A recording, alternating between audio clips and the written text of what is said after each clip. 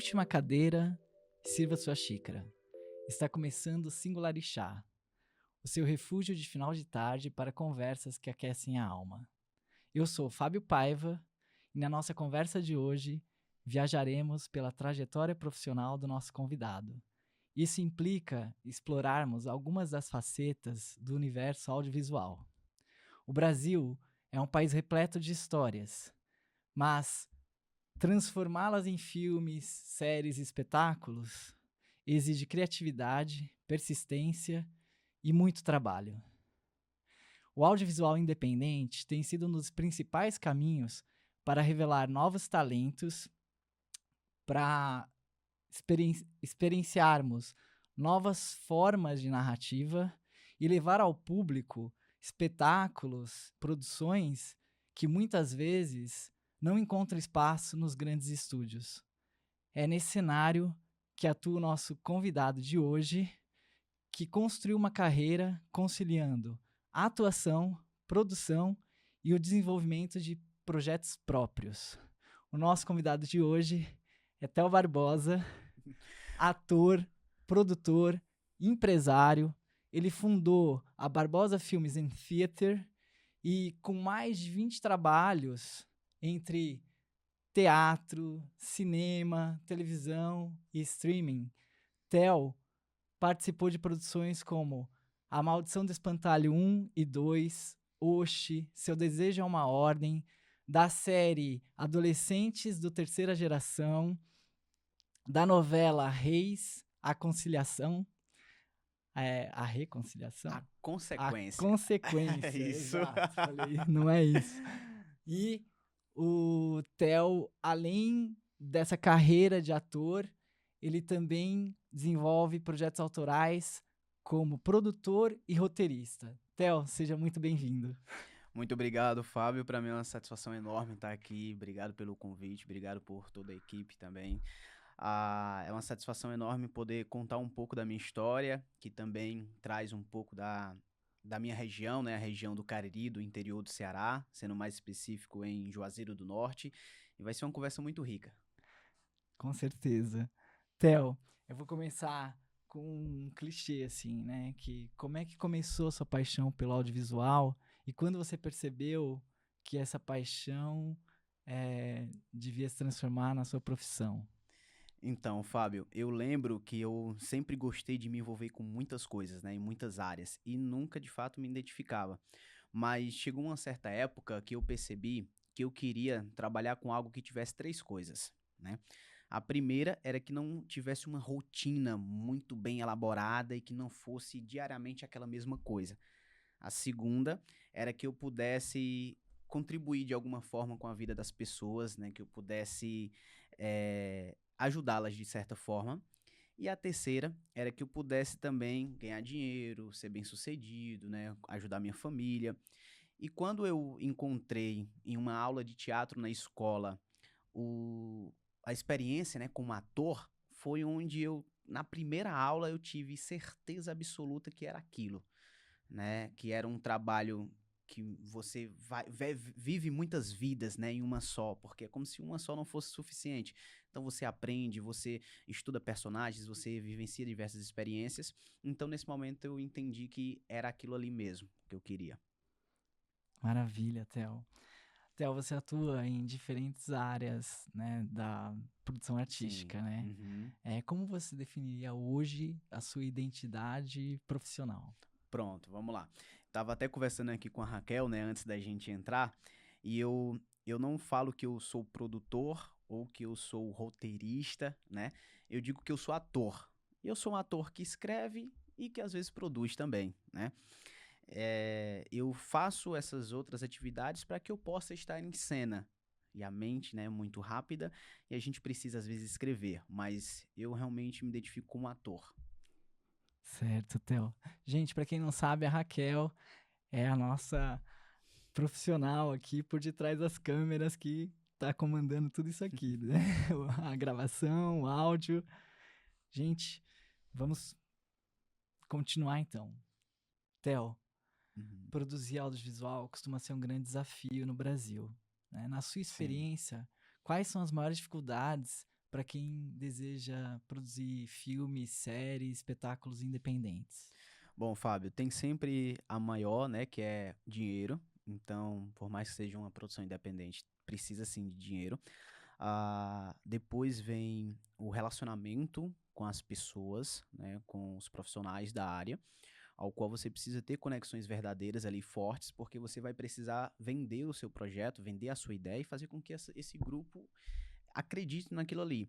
E uma vez que o grupo acredita, você consegue ter mais velocidade, ter uma dinâmica diferente nessa continuidade da produção, porque é um desafio. Se as pessoas não comprarem essa ideia, é, fica algo muito complicado. Mas eu acho que esses são os principais pontos, né? É você conseguir levantar um recurso e conseguir convencer as pessoas a estarem do seu lado e construir relacionamento de longo prazo. Porque não adianta só você chegar de uma hora para outra e dizer, olha, vamos fazer isso aqui já para agora, e aí você não teve um relacionamento antes. Então, basicamente, esses são os principais. Entendi. Theo, você acredita que o cenário atual ele oferece mais oportunidades para novos realizadores do que quando você iniciou sua carreira? Bom, vamos lá. Essa vai ter uma polêmica aqui, né? Hoje, o mercado oferece mais oportunidades de formação, né? De conexão também. Oferece mais oportunidades para que você dê aquele primeiro passo. Porém, para que você dê o segundo, terceiro ou quarto passo, exige um nível de complexidade, de profissionalização maior do que era um pouco no passado, certo? Então, para que você tenha continuidade, além do primeiro passo, exige que você realmente tenha uma capacitação, um relacionamento, um trabalho ali muito mais complexo do que antigamente. Uhum, entendi. Puxa, com as vários papéis que Uhum. você, é, né, como ator, produtor, né, desenvolvendo Sim. projetos próprios, tudo, como que é conciliar essas várias funções ao Aham. mesmo tempo? Fábio, eu costumo dizer que a gente tem que sempre estar conectado com a essência ali de cada atividade, né? E saber até onde você vai naquela determinada função e naquele determinado projeto, porque as coisas facilmente podem se atropelar. Então, eu acho que quando eu estou atuando, eu tento me desligar assim de tudo e realmente focar na atuação. Quando a gente está ali contribuindo na produção também, então eu tento ficar um pouco mais focado, porque eu particularmente tenho essa dificuldade, assim, a cabeça de ator e a cabeça de produtor funciona diferente. Tá? A energia é diferente, a velocidade que as coisas precisam acontecer é diferente, né? E pro trabalho do ator você precisa de coisas mais orgânicas, vivas, naturais, assim, deixar a coisa fluir e estudar bastante também. E na parte da produção, você precisa lidar com muita gente, você precisa cumprir prazos, você precisa ficar ali em todo o tempo com pressão. Então é algo que tem essas energias diferentes, né? Então eu tenho essa dificuldade de juntar, então eu preciso separar muito bem. Isso significa que quando você está numa produção, você consegue desligar o modo ator ou o modo produtor, vice-versa, ou, ou mesmo com essa coisa de tentar separar, as duas visões, elas caminham juntas, assim. Sempre você não consegue, depois que você vai se desenvolvendo nessas áreas, você talvez não consiga separar 100%, né? Então, quando você está na área da produção, você vai enxergar também com uma visão de ator. Então, tá lá o ator também como observador, entendendo o que está acontecendo. Na parte da atuação, é até um pouco mais perigoso, porque a energia ela é mais racional também, né? E aí você pode se travar com o seu personagem, com a sua entrega, se você ficar com aquele cálculo, calculando ali o que é que está acontecendo, tendo aquela pressão de tempo, enfim, tudo isso. Então, para você ser produtor, você consegue ter uma visão ali como ator, mas para você atuar, é interessante que você se desligue um pouco mais da parte da produção. Certo. E cada uma dessas funções exigem habilidades diferentes, assim, né? Uhum. Quais são os maiores desafios de cada uma delas? Bom, o desafio da atuação é a gente realmente conseguir entregar uma verdade em cena, né, que você acredite e que faça a outra pessoa ali acreditar. E eu coloco, pelo menos para mim, assim como desafio também, é importante que você entenda o que cada pessoa tem ali como função, né? O que é que o Fábio tá fazendo, o que é que a Raquel tá fazendo no áudio, o que é que o diretor de arte ali tá fazendo, o que é que a figuração tá fazendo. Eu costumo olhar 360 também, para que você tenha essa sensibilidade, porque o ator ele precisa ter essa sensibilidade, né?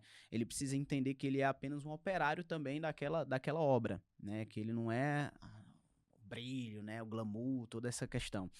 Então, como ator, é isso, né? Esse desafio de encontrar sempre a verdade. E aí se desligando. Como produtor, inclusive, é algo que eu acho que é o mais para mim, né? Pelo menos para mim é o que tem como maior desafio. Por quê? O produtor, ele vai lidar com gente, vai lidar com essa pressão, vai lidar com responsabilidade, vai lidar com um monte de coisa. E aí, onde é que tá o prazer ali do dia, né? Onde é que tá o momento de leveza, o momento de diversão também? Onde é que tá ali a troca? Então, uma pessoa que geralmente você vai ver no set que ela tá geralmente muito séria, tá cuidando de uma coisa, tá cuidando de outra, né? Então, precisa ser muito sábio para ser produtor. Eu tiro meu chapéu para quem realmente faz isso assim com eficácia e não se perde no meio do caminho, né? E consegue ter leveza ali. Para você, o produtor é o mais É o difícil e mais difícil, cara. desgastante, É o mais assim. difícil. É o mais difícil. Porque você pode perder o prazer durante ali um tempo ali, sabe? E se perder durante esse processo. Na parte da atuação, o que é difícil é a parte da sobrevivência também, né? É você sobreviver, né? Durante esse processo que você, às vezes, não tem continuidade de trabalho. Você fez um trabalho agora, não sabe quando é que vai ter novamente, né? E como é que fica a parte da sobrevivência. Isso daqui também é algo é muito complexo. Mas quando se faz, cara, e quando a gente tá dentro do trabalho de fato, tem uma coisa que é de um prazer que mesmo quando você tá cansado, mesmo quando foi, cara, 12 horas ali de diária, passou madrugada, passou muito tempo, mas você chega em casa cansado e você se sente alimentado como ator. Sabe? Tem uma coisa ali que você se desgasta, entrega corpo, mente, tudo, mas você chega em casa e sente mais alimentado Como ator. como ator. Como produtor, chega a ter alguma coisa... Então, como produtor, também como empresário, você chega precisando recarregar. Entende? Você chega precisando recarregar, você chega precisando se desestressar, você chega Uhum. precisando de mais tranquilidade, talvez ficar em silêncio num lugar só, tal. Mas como ator tem um lugar, cara, que não sei, é místico, sabe? É energético, é diferente. Ouvindo você dizer Uhum, assim, eu fico imaginando que, apesar de todas essas diferenças, uhum. justamente pela dificuldade de produzir audiovisual, parece que o ideal é de fato desempenhar mais de uma função. Me dá essa impressão, assim. É assim, Fábio. Quando você vai passando os anos, né, e você vai aprendendo, é importante que em determinado tempo você entenda que você precisa dessa sensibilidade 360. Então, não necessariamente é uma obrigação que você faça tudo, mas é importante até para você, como pessoa, saber lidar com todo mundo e a se desenvolver mesmo, desenvolver sua sensibilidade. Então, é importante que você entenda um pouco sobre atuação, sobre arte, sobre fotografia, né, sobre produção. Enfim, é importante que você navegue um pouco por essas áreas, mas que não necessariamente é uma obrigação. Torna-se uma obrigação devido à necessidade, tá? Mas você precisa entender qual é o seu lugar na indústria. Eu penso dessa forma, né? A- Até onde você quer ir assim nessa indústria? Você quer roteirizar? Você quer também produzir mais? Você quer atuar? Você pode navegar por todas essas áreas, né? Como eu falei. Mas é importante que você entenda até onde você quer ir, porque senão você se perde literalmente no caminho. Focar naquilo que quer de fato, né? Entendeu? Aquilo que Sim. você acha que vale mais a pena você fazer, aquilo que você é melhor, aquilo que você contribui mais, sabe? E aquilo que você não contribui tanto, ou que você vai demorar muito tempo, você chama um parceiro que possa ter aquela habilidade e aquela pessoa ela vai desenvolver aquilo melhor que você, entendeu? Não Sim, quer dizer que você não vai produzir. Não, você sim. pode produzir, mas espera aí, olha, eu vou até aqui e você vai daqui pra lá. Estamos combinados? Ah, tá combinado. Você é melhor nisso do que eu sou aqui melhor nisso e tal. Perfeito. Eu acho que esse é o formato mais interessante, cara. Sim. Você falou da importância do olhar 360, eu fico Uhum. pensando também na importância do ponto de vista da desalienação do trabalho também, né? Uhum. Dominar todos ali o máximo da produção, né? que a gente tá Cara, trabalhando. é muito assim, porque, cara, pra você aprender tudo, dominar tudo, é uma coisa muito complexa mesmo, você precisa entender. Theo, Hum, você já participou de mais de 20 trabalhos envolvendo teatro, cinema, televisão, streaming, né? Você sim. gostaria de destacar algum deles para nós ou contar alguma história curiosa, assim? Bom, eu acho que a gente vai aqui passar, né, alguns dos projetos também, que a gente vai falar aí com mais destaque, mas eu quero contar, cara. Nossa, são tantos que você fica até um pouco perdido no que falar.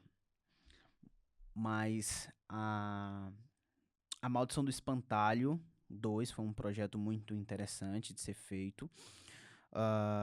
O Oshi também, que foi uma oportunidade de falar um portunhol, que a intenção foi construir um portunhol mesmo, né, falado, não foi aprender totalmente o espanhol, era realmente trazer essa proposta, então é algo que me desperta para atuar em outra língua, que é o espanhol que eu quero também atuar. Ah, nossa, tem muita coisa, cara. Deixa eu ver aqui se eu posso, o que que eu posso contar. Tem uma do Maldição do Espantalho, que eu achei muito interessante, né? Que foi a Maldição do Espantalho, não. O espetáculo do Padre Cícero. Nós estávamos ensaiando em um ambiente e a gente estava gravando o áudio dos atores.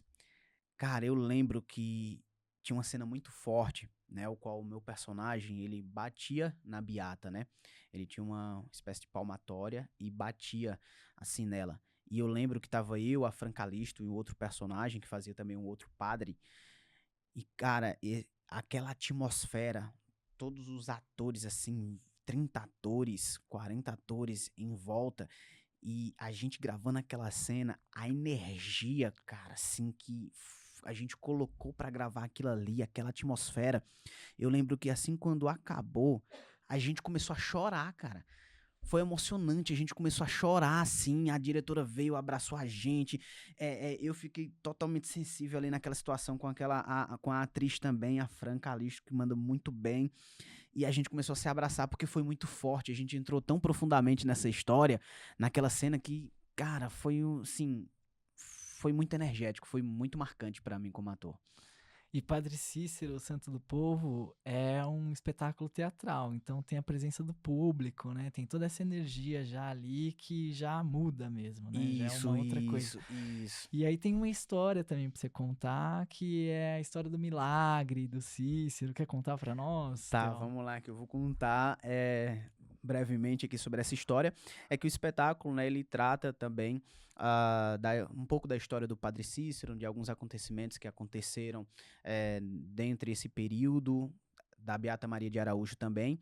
E eu faço um personagem que chama Noviço Cândido, né, que é uma pessoa que está estudando ali para ser padre. E essa história, ela gira em torno de um milagre, né? O que que aconteceu? De fato, aconteceu o milagre, que a história o padre Cícero colocou a hóstia na boca da beata, e toda vez que ele colocava a hóstia na boca da beata, a hóstia se transformava em sangue. E aí, é verdade? Não é verdade? Tem alguém mentindo? Tem alguém manipulando essa informação? Então, isso foi bater em toda a hierarquia da igreja, cara, na época, né? E isso fez com que a população do Nordeste do Brasil quisesse conhecer Juazeiro do Norte, quisesse conhecer o Padre Cícero, né? A Beata Maria de Araújo, e foi onde desenvolveu, de fato, a cidade, devido a esse movimento, né? Porque onde tem pessoas, onde tem movimento, tem, né, desenvolvimento econômico, político, enfim, social. Então, foi um marco na história de Juazeiro do Norte. E a gente trata sobre isso, né? Sobre as guerras que aconteceram na época.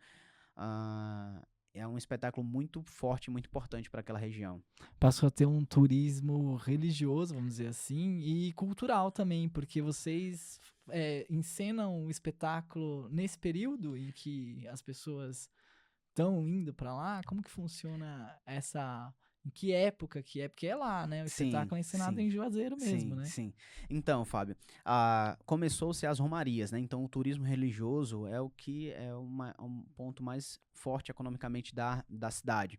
Então, durante todo o ano vem pessoas, cara, 2 milhões, 4 milhões de pessoas, né? Frequentam anualmente a cidade. Então, isso desenvolveu muito. E esse espetáculo, a gente está realizando ele em um ambiente aberto, né, que faz parte de uma igreja lá, a igreja que é conhecida como a Igreja da Matriz, e vem a população. Então, vem pessoas de outros estados que estão também lá passeando, né, fazendo o seu turismo religioso e assistem o espetáculo. E que voltam para a sua cidade e falam: olha, próximo ano eu quero voltar para assistir o espetáculo. Então, agora meio que o espetáculo está tomando um lugar, assim, de calendário mesmo anual, que está fazendo com que as pessoas venham assistir. Isso é muito importante, assim, é muito interessante para a cidade também. E num próximo, é capaz que você esteja lá participando de novo? Sim, sim, já recebi o Ótimo. convite novamente, né? Estarei participando. Tô só resolvendo algumas coisas aqui que são em São Paulo ainda, mas estarei participando sim. Estão começando a definir quando, assim, que anualmente vai ser o espetáculo? Provavelmente setembro, novembro, né? Novembro geralmente vai acontecer as apresentações, né? Vai ficar por volta dessa data. Mas estão sendo analisados assim outras datas justamente para bater com esse período da romaria, né? Que a gente chama. Sim, sim. Ó, temos imagens aqui do Padre Cícero. Bom, vamos lá, Fábio. Ó, aqui esse personagem é o Noviço Cândido, né? Que é um antagonista também do espetáculo. Aqui a gente tem a Beata Maria de Araújo, né, que foi a beata ao qual recebeu a hóstia do Padre Cícero e se transformou em sangue na boca dela, né, a hóstia. Uhum. E a gente tem aqui até a mão dela manchada de sangue, você pode até passar as imagens. Não, são imagens fortes, é um personagem que para mim me leva para outra atmosfera de energia. É realmente muito doloroso, né, poder fazer essa cena também, machucar a beata, ele encurralando ela também, pressionando ela, dizendo que ela tá mentindo, né? E aí, nesse momento, eu pego assim a mão dela, né, o personagem, então eu exponho para todo mundo, né, a mão dela manchada de sangue, circula assim com ela, humilhando mesmo assim essa Esse é um personagem. padre incrédulo do milagre, né? Exatamente, Com exatamente. certeza. Joga ela no chão, então tem essa atmosfera energética, assim, bem complexa de lidar, né? E aí tava lotado de gente, né? São mais de E é 40 um atores em palco cena, grande, né, é um Theo? palco grande, são mais de 40 atores, né? Aí são as amigas também da Beata, né? Então traz essa atmosfera, assim, bem pesada. É um espetáculo que ele justamente trata, né, sobre esses assuntos que eu já comentei, sobre esse milagre, é o que roda, se esse milagre é real ou não, a foto de todo mundo Realmente é aí. um grande público, né? Assim, pro Exato. teatro, então, né? Aham. A diretora aqui, Ana Cristina, a produtora Beth, né, adora também aqui. Meu parceiro, Max, que Com, atua com com... tanta importância para a cidade, deve existir algum fomento municipal, pelo menos. Então, esse projeto, ele é Lei Rouanet, né? Ah, tá. Ele é via Lei Rouanet. Então, existe ali algumas parcerias também com a cidade que estão surgindo, né? Devido a essa proporção que o espetáculo está tomando. E a ideia é que realmente ele fique anualmente acontecendo no mês de novembro, outubro, em Juazeiro do Norte. Sim, sim. Aí já foi, se não me engano, em 2023, se eu não estou enganado. Aí a gente tem os outros projetos, né?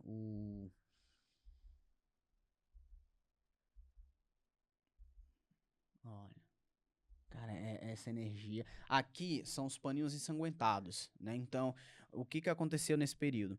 Teve os inquéritos, né? A gente teve o primeiro inquérito que constatou que realmente houve um milagre, né? Aí Então, já é história real, não a peça também é a história reproduz. real que a peça ela reproduz, né? Aham. Então, tem nos documentos que o primeiro inquérito dos padres, Antero e Glicério, que a gente coloca assim, que chegaram, né, nesse momento, eles constataram que sim, houve milagre.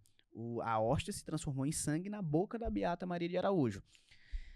E aí, o noviço Cândido, né, e o outro padre Alexandrino, que eles constataram na visão deles que não era milagre. Porém, nessa situação dessa investigação deles, tem muita coisa duvidosa, né? A Beata teve que ir para um outro ambiente, a forma que foi feito e tratado aquele momento, assim, também não foi bem duvidoso, né? E por isso que até hoje está sendo investigado esse milagre, né? Então esses são os paninhos ensanguentados que o meu personagem, junto com o padre Alexandrino, né? Eles queimam os paninhos ensanguentados, porque existe uma tentativa de acabar com determinadas provas, né? Determinadas coisas que aconteceram ali. Então foram queimados mesmo. Então, a gente tem a gente fez essa construção. No memorial do Padre Cícero tem o paninho ensanguentado, aí a Estão gente tá queimando. queimando, certo? E assim, depois que eles queimam esse paninho ensanguentado, depois que eles investigam o Padre Cícero, esse milagre, e falam que não aconteceu, né, de fato, eles crescem na igreja, na hierarquia, Olha só. entendeu? Então tem toda uma... De qualquer forma, tá sob inquérito ainda. Quer dizer, deve ter uma terceira. Então, Terceiro. agora a igreja está para canonizar o Padre Cícero, então a história está sendo entendida aí, digamos, como verdade, que realmente aconteceu o milagre, e está para acontecer a canonização do Padre Cícero.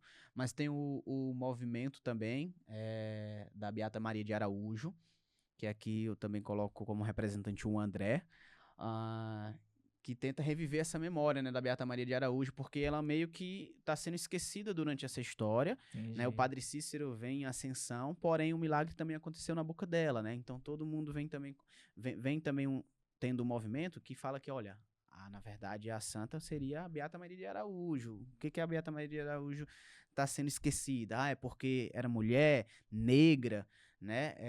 O que Pois é. que tá acontecendo, né? Sim, sim. E, Theo, você tem os trabalhos do Maldição do Espantalho 1, Uhum, Maldição do Espantalho 2, né? sim. Nesses dois filmes você foi protagonista, né? Fez o Uhum. papel do João. E tem também o trabalho como antagonista da série Adolescentes do Terceira Geração, né? Sim. Como é que foi construir esses personagens principais, Uhum. assim? No Maldição do Espantalho, a gente divide, assim, o protagonismo também, a, com a Bia, né, também, com a Ana. No 1, no 2 também a gente divide o protagonismo. É uma história de 4 adolescentes que eles vão visitar, né, o pai de uma das pessoas do grupo, e durante esse processo de viagem aparece um espantalho, e esse espantalho, ele rapta, né, ele captura a personagem da Beatriz, que a gente chama, né? Que é a Ana, até agora eu não... Ana, né? Isso. E aí, a Ana e o João, que é o meu personagem, eles têm um relacionamento e começa essa investigação deles para tentar entender o que tá acontecendo, né? Para onde que tá, o que aconteceu com a Ana, e fugir também desse espantalho que tá solta lá, matando ali as pessoas, sequestrando as pessoas também. Uhum. Esse desafio de construir uma atmosfera de terror, que você acredita naquilo ali, cara, é diferente, assim. Foi esse personagem que eu comentei, que eu chegava em casa pela madrugada, assim, todo dia, exausto, mas ao mesmo tempo me sentindo muito alimentado, muito vivo. Legal.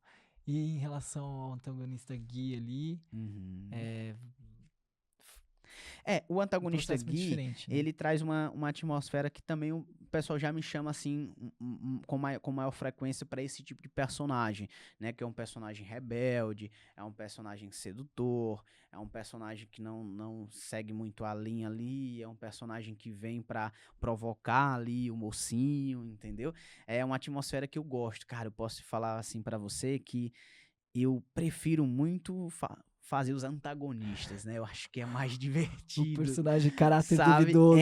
Cara, eu quero que aconteça igual o que aconteceu nesse espetáculo do Padre Cícero, que as pessoas vinham assim e falavam, cara, deu uma raiva de você, você não tem noção o quanto que foi ruim sentir ver assim cena batendo na Beata Maria de Araújo. Então, significa que eu cheguei em um trabalho que alcançou ali o lugar dele, né? Foi Aham. verdadeiro. Ó, nós temos o trailer aqui, né, do A Maldição do Espantalho 2. Vamos dar uma passadinha dele Vamos. aqui?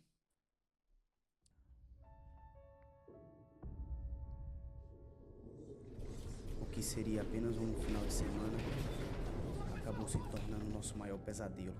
Estávamos indo passar o final de semana na casa do pai da Aline, quando ele nos atacou. Esse é o Felipe, que faz um nerd. Matheus Caldas, é o nome do ator.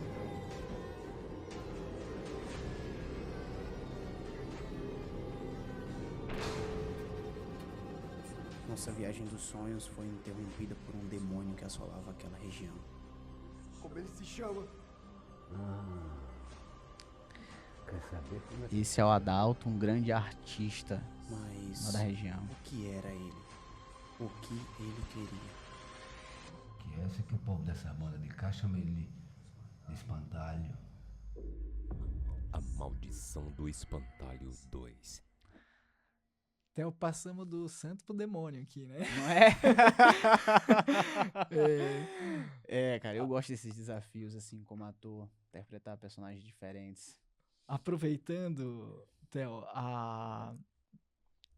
as duas produções, né? Maldição do Espantalho 1 e 2. Uhum. O que mudou de um filme pro outro na produção e na atuação? Cara, eu posso dizer que na atuação mudou porque agora, no segundo, eu tinha uma atmosfera de um medo mais intenso, né? De uma perda que tinha acontecido, que era da minha namorada em cena. Então, tinha aquela carga emocional que você estava atuando, estava aqui acontecendo e você lembrava dela, né? Então, tinha que ter toda essa atmosfera de perda, né? Que além de estar fugindo do espantalho, além de estar com medo, tinha uma perda já ali muito presente de uma pessoa que você amava e que tinha culpa também, porque durante o filme 1, né, você teve atitudes assim que não são boas, né, com essa pessoa, assim, e você tem um certo arrependimento, uma culpa, então tem essa diferença dessa construção, né, e você perguntou sobre A produção, a diferença da a produção também. No 2, teve um profissionalismo muito maior também, né? A gente já teve um preparador de elenco que também atuou, que foi o Adalto. O Adalto é uma pessoa que tem uma experiência, assim, uma bagagem incrível. Já passou também pela Globo, né? E ele pôde trazer, assim, a atmosfera realmente de terror pra gente, aquela atmosfera de silêncio. Ele pedia silêncio, assim, a todo momento, pra todo mundo, entendeu? Pra que a gente tivesse concentrado naquela energia. Piada, brincadeira e tal, ele chamava ali a atenção. Então, a gente vê que a maturidade, né, da direção, da preparação, da produção, foi algo que alavancou, assim, o projeto. Legal, legal. Theo, você participou de várias produções, como a gente disse, né? Oxi, Seu Desejo é uma Ordem, Uhum. a novela Reis, Sim. a Consequência, né? Uhum. O que cada um desses trabalhos, né, acrescentou ao seu crescimento artístico? Tá, vamos lá. A novela Reis, a Consequência me acrescentou para que eu pudesse abrir minha cabeça e entender a dimensão daquilo ali, o quanto de pessoa que trabalhava dentro de um projeto, né? Então, quando você vai lá para a cidade cenográfica da Record, onde você vê toda aquela construção daquelas cidades cenográficas, a quantidade de pessoas trabalhando naquilo ali, e então você entende que você, como ator, é um operário e que você deve respeito também a todo mundo que tá ali, entendeu? É todo mundo que tá contando a história, não é só você. E às vezes você recebe o glamour, fama, você recebe o sucesso, né, a imagem ali, mas, cara, você não faz isso sozinho. Então, me ensinou isso, né? A ter essa visão 360. A Maldição do Espantalho 1 e 2 foi interessante porque no 2 o meu personagem ele ia morrer. E aí o diretor falou, não, ele é bom, vamos segurar ele, né? Então, foi interessante pra mim entender que aquela dedicação ela é importante, você entregar, né, o melhor que você puder, porque você pode ter uma Mudou o continuidade, né? roteiro. Então mudou o roteiro, literalmente. O Oshi foi essa experiência, né, em trabalhar um pouco mais uma outra língua, apesar que a proposta era realmente um portunhol, mas abriu também minha cabeça para isso. Porque o Oshi, você faz o papel de um vigarista, né? O Pedro da Aquena, né? Que Isso. se passa por um turista argentino, estando aqui no Brasil, pra se aproveitar das mocinhas, bater a carteira delas, é isso, né? Isso. Ele é um vigarista, né? Ele é um vigarista, dorme com, da fala dele, né? Prostitutas, então ele rouba elas também, né? Bebe muito, e ele vem para essas romarias ali na cidade, vem para aquele movimento justamente para se beneficiar financeiramente, né? E seduzir as mulheres. Então, é um personagem que ele foi bem marcante, assim, de ser feito. E eu lembro que ele tinha uma fala que ele falava para todas as mulheres, né? Que ele dizia assim, tienes lindos ojos. Quando eu miro para eles, é como se estuviera mirando para uma joia. Nenhuma flor é tão bonita. Se pudiera, eu nunca deixaria de bucear em las profundas águas de tu mirada. Cara, ele dizia isso pra todas as personagens, né? Que é elogiando o olhar, assim, seduzindo, mas na verdade ele tava ali, né, manipulando elas, né? Nós temos uma cena aqui do Oshi também. Vamos dar uma olhadinha nela, então. Nossa, essa cena, ela é interessante. Conferir aqui. Aqui, Fábio, então tem uma mulher, né, que brigou ali com o esposo. Tienes lindos ojos. Aí, A fala. Quando eu miro para eles, é como se eu estivesse mirando uma joia. Nenhuma flor é tão bonita. aí onde chega o esposo dela. isso, seu cabra? Que é isso? Que passa? Tu tá ficando louco mexendo com a É minha hora de mulher! pular fora, né? É isso, Zé. É isso mesmo, eu tô com ele agora. Ei, que é isso, dona? Aí o espanhol já saiu agora. Que é Eu isso, não dona? conheço essa dona não, senhor. Boa tarde. Sai daqui, Zé. É isso mesmo. Volta pra manteiga. Que queiga, Maria? E aí ele foge. Essa história é interessante também, porque quando eu fui falar sobre o personagem, né, durante esse processo de desenvolvimento, o pessoal gostou da ideia. Olha, porque eu dei a ideia. Falei, olha, interessante esse cara ser assim, falar um sotaque assim, uma coisa assim, e foi bem acolhido. Então foi interessante também. Sim, Foi uma sim. história muito bacana, foi muito divertido fazer esse personagem. E você já falou do Gui, já falou ali do adolescentes do terceira geração. E nós também temos aqui um trechinho dele, né? Pra rodar, né? Sim. Vamos rodar também. Eles são bem mal educados, né? Olha, gente, é o Gui. Oi, Gui. Gente, pra quem não sabe, esse aqui é o Guilherme Bustamante, diretamente do Colégio de Terceira Geração. Gui, o que você está achando desses novos alunos da escola que pegou fogo virem parar aqui? A gente tá ao vivo? Sim, tem mais de umas 2.000 pessoas assistindo. Tá. Então, galera, eu quero dar um recado aqui pra vocês. A gente não pode deixar, de maneira alguma, essa galera desses pobretões tentarem entrar na nossa turma. Nossos pais pagam uma mensalidade altíssima. E eles estão achando que tem o mesmo direito que a gente. Pronto, e aí corta aí. Tem o mesmo direito que a gente, né? Tem o mesmo Onde já direito se que a viu? gente. É um personagem também que segue um pouco dessa linha ali, de incomodar, né, o protagonista, de ter brigas ali, de provocar realmente, de querer dominar ali um grupo, né, e querer fazer a confusão. Essa série eu posso falar que tá sendo projetada para continuar também a segunda parte, tá? Tá. Isso aí eu posso falar também. É o personagem que tá lá com seus privilégios e olhando pro Exato. próprio umbigo. né? Exato, cara, exato. Theo, entre todos esses Uhum. personagens, qual que você considera o mais marcante, né? Que tenha sido especialmente desafiador? Tá, eu quero falar aqui sobre o Noviço Cândido, então realmente esse foi bem desafiador fazer essa construção, trazer toda essa energia assim, e manter aquilo durante determinado tempo nos ensaios, essa energia daquele vilão, daquela pessoa de verdade que é cruel mesmo, né? Para mim foi um desafio construir essa energia. E agora, né, acho que a gente vai falar ainda um pouco mais à frente desse novo personagem que tá vindo aí também. Tá sendo um desafio. Ah, legal. Então, ó, já vamos passar para esses projetos autorais, então, Uhum. e esses futuros aí, né? Em que momento surgiu a ideia de criar a Barbosa Filmes and Theater. Então, Ó, Fábio, veio justamente no momento onde eu entendi que estavam surgindo mais trabalhos, né? A gente estava tendo uma continuidade e exigia também uma profissionalização maior da minha parte, né? Realmente uma maturidade maior. Então, surgiu nesse momento onde eu percebi que, olha, a gente realmente precisa se posicionar como empresa, de fato. E foi nesse momento que surgiu. certo. E então, deixar de atuar só como intérprete e desenvolver os próprios projetos teve a ver com essa ideia empreendedora mesmo, com essa... Isso, teve a ver com essa ideia empreendedora e vem muito com esse desejo de contar boas histórias, cara. Eu acho que eu tenho uma coisa dentro de mim, assim, que é uma vontade de contar boas histórias. Por isso que eu não aceito também todo tipo de trabalho, eu não aceito todo tipo de personagem.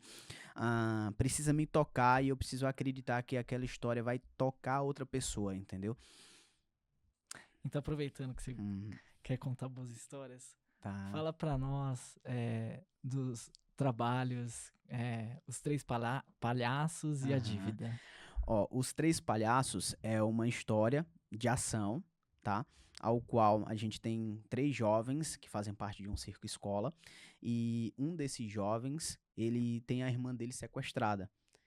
E ele vai em busca, né, de fazer esse resgate da irmã, porque ele não pode chamar a polícia, não pode envolver essa questão durante a história. E aí o que acontece? Nesse projeto, eles começam a usar ilusionismo, facas, cuspir em fogo. Eles utilizam esses artifícios do circo para ajudar nesse resgate, né? Então fala sobre família, fala sobre laço de amizades, e ele precisa fazer todo esse processo enquanto esconde essa história da mãe dele, né, que tá sofrendo de câncer, que tá internalizada. Então essa história ela chamou muito atenção nas rodadas de negócio, né, e a gente tá avançando para os próximos passos também. Mas foi nessa ideia de trazer um projeto que trouxesse uma história diferente, né, que eu sempre me pergunto assim, por que no Brasil, que é um ponto positivo, né, a gente traz muitas histórias que falam sobre o social também, mas por que a gente não tem um herói brasileiro, né, um super-herói brasileiro? Por que a gente não tem uma história dos dinossauros, por exemplo? Porque agora está sendo construída a história do ET de Varginha, né? Já estou sabendo também sobre isso, porque são histórias que mexem com o imaginário das pessoas, né? E as pessoas consumiram muito essas histórias por uma questão também de produções hollywoodianas que entrou no Brasil, teve muita pirataria também, mas as pessoas elas consumiram muito isso, então tá dentro assim do imaginário dessas pessoas.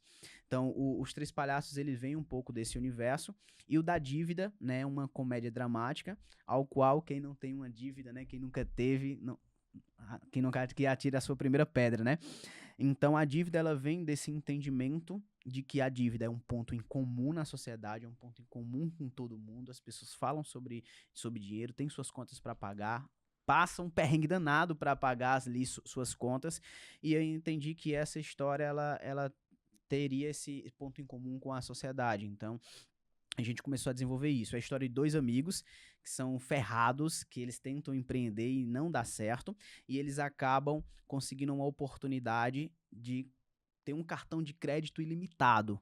E aí esse cartão de crédito ilimitado, a ideia inicial seria investir na empresa, né, para ver se conseguia alguma coisa, mas eles acabam revertendo o eixo e vão curtir, vão se divertir, né, vão viajar.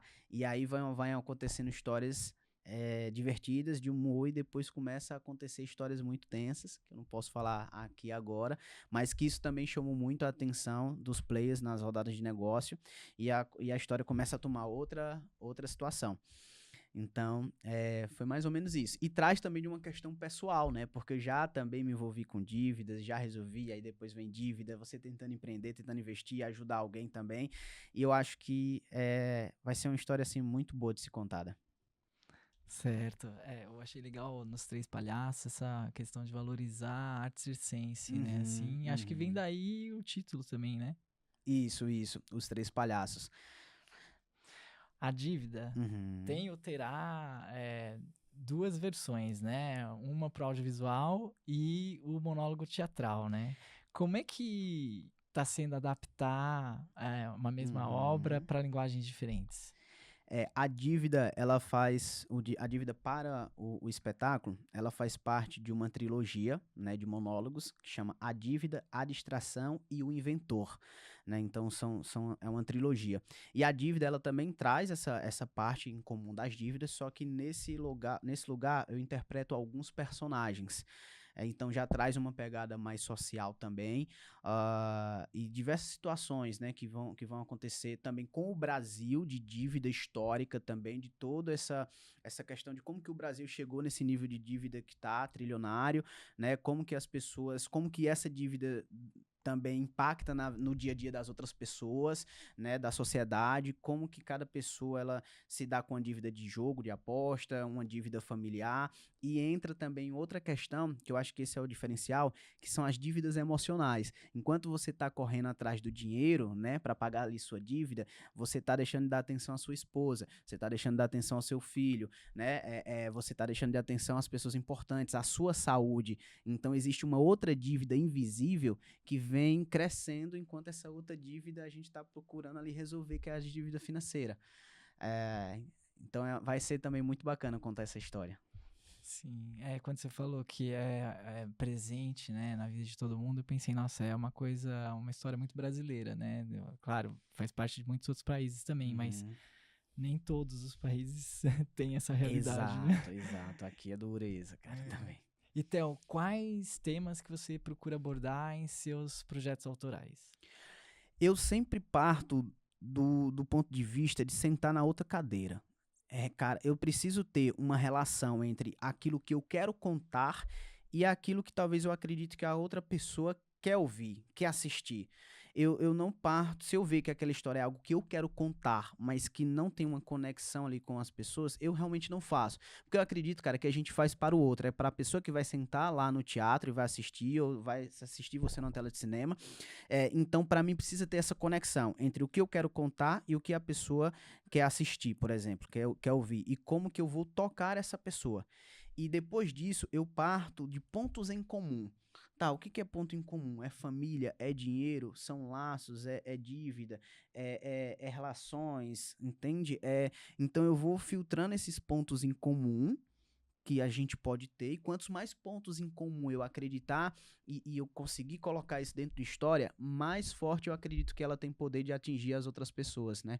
E ter um alcance maior também, e impactar aquelas pessoas, porque eu tô falando de ponto em comum, que eu tenho, que você tem, certo? Que as outras pessoas têm também.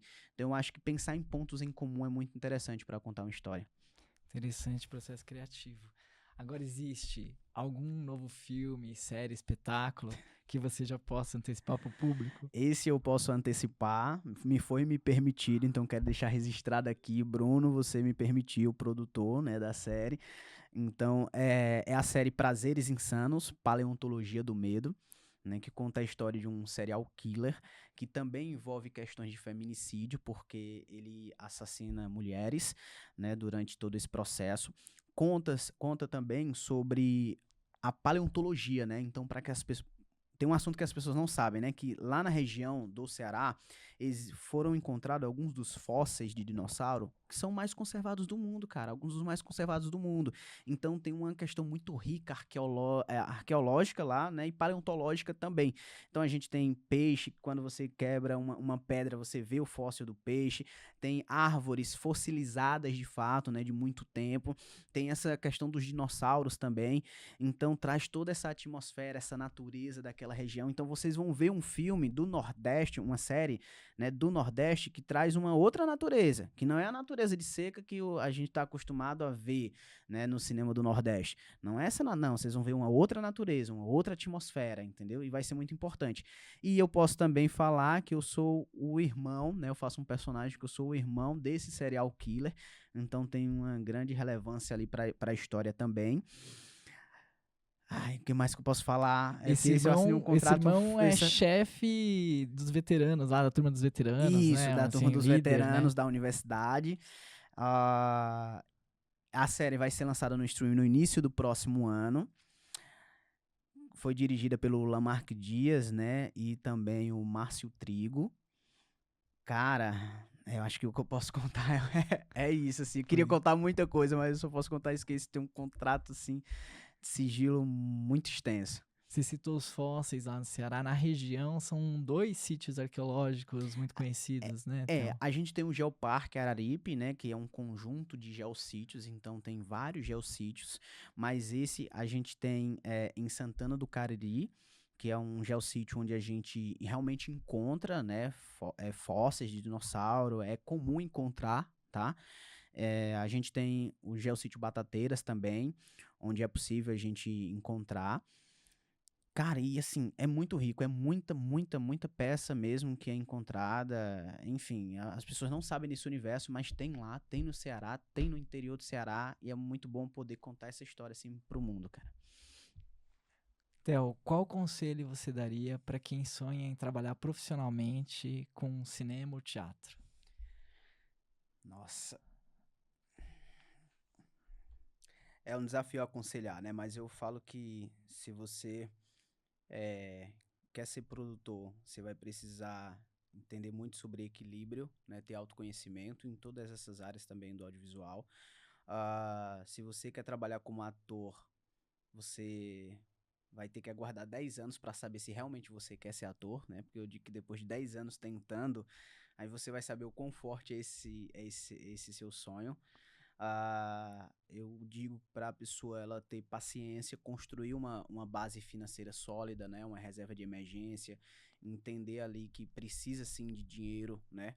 Em todas essas áreas, e que você procure às vezes ter uma vida simples e conectada com a essência, porque a vida ela vai te desafiar, ela vai te provocar, ela vai querer te seduzir de diversas formas, e é muito importante que você esteja centrado, se conheça e entenda quais passos você vai dar nessa trajetória, né? Porque existe muita vaidade, existe muito ego, existe muitas tentações e você pode se perder no meio do caminho, né? Então, eu daria esse conselho: se conecte com sua essência, procure ter uma vida simples, mas sonhe grande, então seja assim ambicioso, e procure ter um relacionamento com boas pessoas nesse mercado.